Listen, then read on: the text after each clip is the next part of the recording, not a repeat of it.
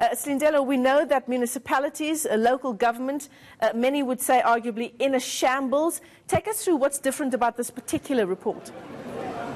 Well, basically what we got today from MEC Moiloa was the fact that he was giving us an overview of what his department, he runs both human settlements as well as COCTA, you know, the work that they've been doing this year, exactly how they're progressing with regards to their budgets, with regards to the rapid release land program, issues around, like you say, the so-called colored communities who feel that they've been neglected by government when it comes to service delivery. Really giving us an overview of how the department is doing, as well as the municipality, the statuses of our Gauteng municipalities, really saying that overall the municipalities in Gauteng in general are performing well, besides one or two bad apples that we've seen coming to the surface this year, such as Mfuleni as well as the West Rand, saying that the government has really gone out into these communities to find out exactly what the issues are around and why it is that we've been seeing all these service delivery protests, which he says that have really dramatically come down ever since the provincial government started really going out into communities and engaging them. Now, on the issue of these so-called colored communities and the issues around service delivery, we saw the protests in Westbury, we saw a number of other protests sparking around Eldorado Park, Lenasia, and surrounding areas. And he was saying that the issue around the flats which have been neglected,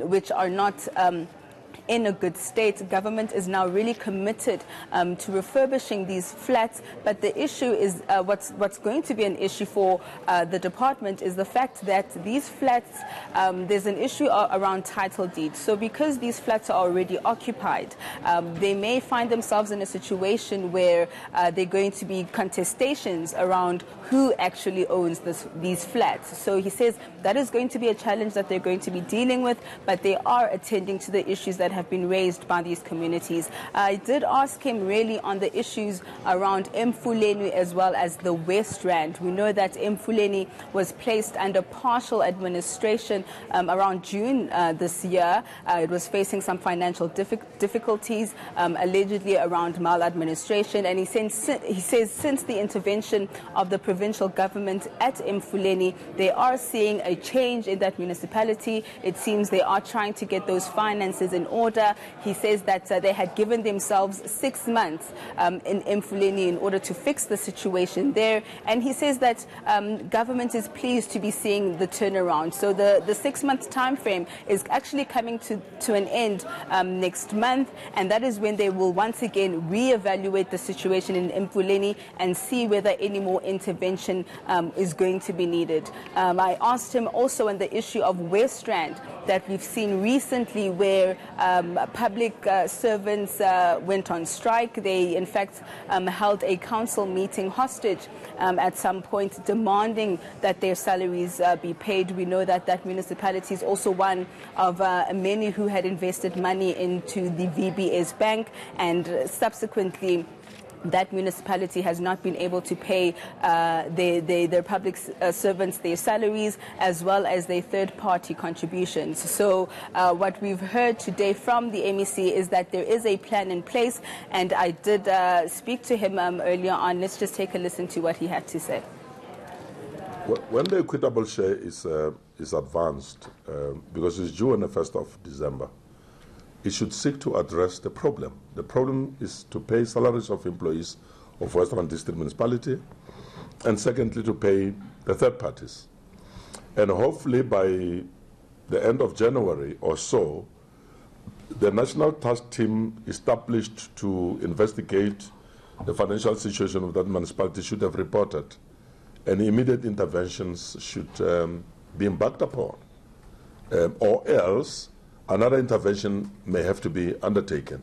I'm not too sure which one. It will be at that point that the department and the cabinet will apply its mind and see what then would be the best intervention that can be undertaken in that regard. Now, Slindelo, before we let you go, I mean, Uhuru Moiloa is a human settlements MEC in Gauteng. This issue of refurbishing flats, surely that was just one part of the challenges of these so-called coloured communities. I mean, the challenges are so wide-ranging, from gangsterism and drugs to there not being any libraries in the area, any activities for children to do, any parks that are actually worth a family taking a day out and going to a park. Did he talk about any real material changes to the way people live in these communities?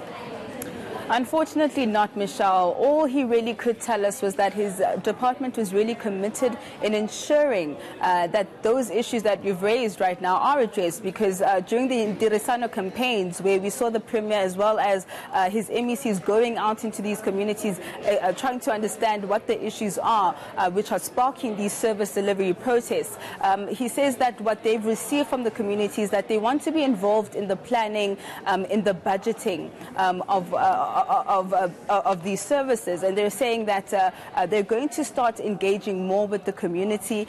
He says that he did actually admit, Michelle, that his department has been lacking in the financial planning as well as the implementation of service delivery, and he says that since he took over, that is being addressed. They are bringing in people, professionals with skills in order to address the issues around planning, and why we have an issue where planning does not really materialize into implementation. He says that his department is operating at around 50%, and by next year he is hoping that the department would be operating at an 80% capacity, where it is actually delivering on its mandate. I mean, it does feel like a whole range of promises as we continue to count down to the elections next year. Elections 2019, months before elections, this is often the times when we see politicians addressing the issues that plague communities for the rest of the time.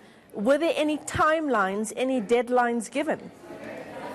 Well, with regards to West Rand specifically, I can confirm that they are trying to get at least the salaries of public servants paid by the 25th of this month. They are relying on money that is actually owed to the department when it finds itself in such a situation. That is going to be advanced so that salaries can be paid. But in terms of timelines around issues on releasing land to the people, they're really trying to do it as quick as possible, but not really committing to any timelines. He did actually mention that the issues around townships, which haven't really been formalized, is also quite a big one for them. And he says that the department is actually working quite speedily in order to ensure that these townships are formalized, and that people in these townships can also get title deeds and address some of these issues that these communities are facing. All right, well, thanks very much for that update. Our reporter Slindela Masikane live to us there from our newsroom.